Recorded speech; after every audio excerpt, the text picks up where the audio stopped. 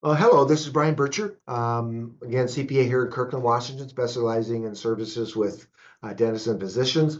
This is part two of an internal control evaluation. First part was vulnerabilities.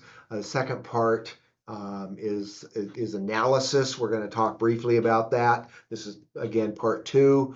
Um, so a proper internal control system plus employee education critical and communication can reduce embezzlement, maximize efficiency. Again, part of the process is some of the areas when we get into policies, some of the policy changes could make things more efficient and it prompts quicker responses to whatever might be occurring. So important for people to understand the fraud triangle, which is basically three parts of fraud. One is opportunity. So if you're not paying attention to anything in your practice, there's a tremendous opportunity for somebody to embezzle. Motivation. So if they're not happy employees or if they don't feel they're paid enough, the culture is less than ideal, then there's motivation. And rationalization, again, is I've seen situations to where so-called good employees don't feel like it's embezzling because they've rationalized it as that's their bonus. I don't get paid enough, so they rationalize.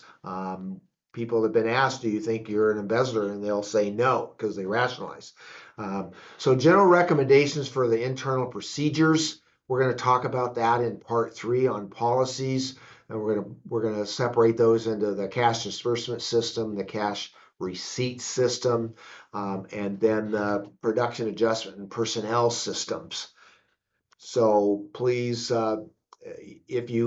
we also have an internal controls checklist that we have here at the office. We send to all of our clients.